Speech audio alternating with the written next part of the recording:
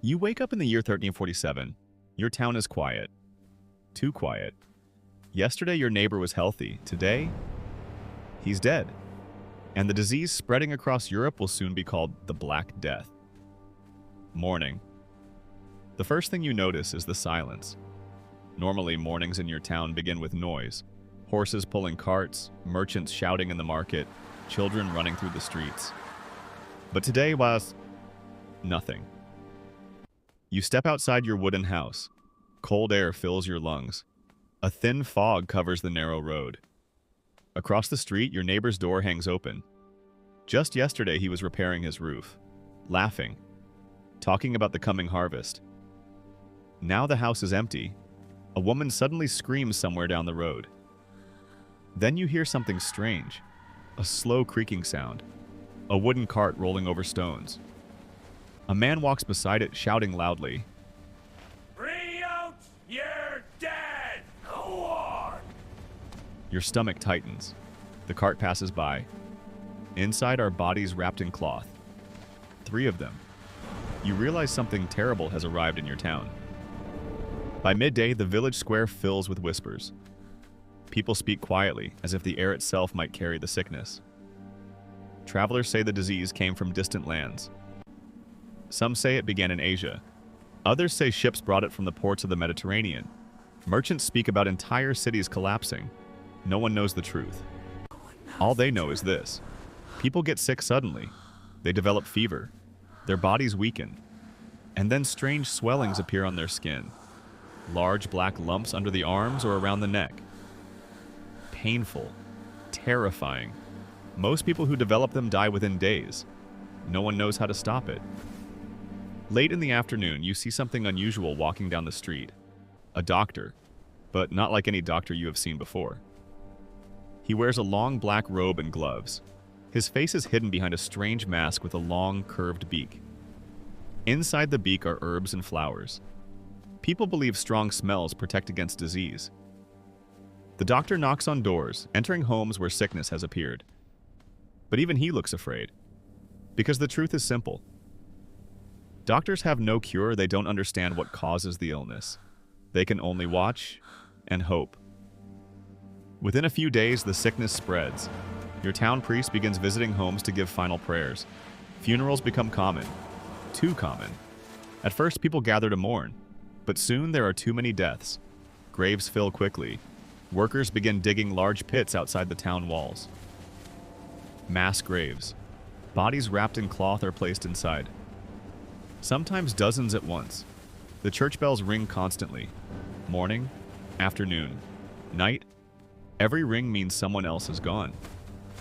Fear begins to change people. Neighbors stop visiting each other. Families lock their doors. If someone coughs in the street, people run away. Markets close. Merchants refuse to trade. Farmers abandon their fields. Even the strongest men in the town begin to look worried. Because the disease shows no mercy. Rich or poor, young or old, anyone can fall sick. As the deaths increase, people search for answers. Some believe the plague is punishment from God. Groups called flagellants arrive in the town. They walk through the streets whipping themselves. They believe pain will convince God to forgive humanity. Others blame outsiders, foreign traders, travelers, strangers. Fear spreads faster than the disease itself. But none of these beliefs stop the sickness. Weeks pass. Your town begins to look like a ghost place. Half the houses stand silent. The market square is deserted. Grass begins to grow between the stones of the road. You walk past homes where entire families once lived. Now the doors remain closed. Inside, the people are gone. The world feels smaller, lonelier. At night, the only sound you hear is the wind moving through empty streets. What no one in your town understands is the true cause of the plague. Tiny bacteria carried by fleas. Fleas living on rats. Ships arriving from distant ports unknowingly brought infected rats with them. The fleas spread from rat to human, and from there the disease spreads rapidly through cities and villages. But in the year 1347, this knowledge does not exist. People only see the results. Death.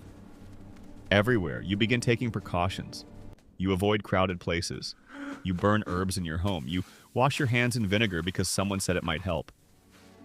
Every morning you wake up with the same fear. You check your body carefully, looking for swelling, looking for fever, looking for the first sign the disease has reached you. Days pass, then weeks. You remain healthy, but many others do not. Friends disappear, neighbors vanish. Your town loses half its people. The world beyond travelers bring news from other regions. Cities across Europe are suffering the same fate. Some places lose more than half their population. Historians will later estimate the Black Death kills tens of millions of people. Entire villages disappear. Some will never be rebuilt. Maps of the world will change forever. Months later, something unexpected happens. The deaths begin to slow. Fewer bells ring, fewer carts carry bodies. No one knows exactly why. Perhaps the disease already took many victims. Perhaps some survivors developed resistance. Slowly, life begins returning. Children play again. Merchants reopen their shops. Farmers return to their fields. But the world is different now. The plague changes everything. With so many workers gone, labor becomes valuable.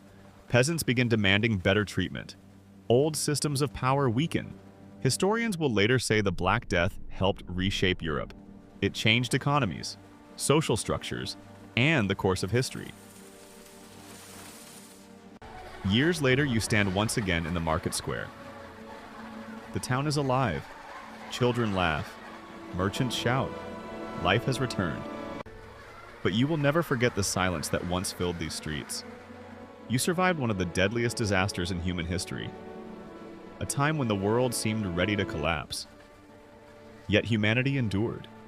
And long after the fear faded, the memory of the Black Death remained. A reminder of how fragile life truly is.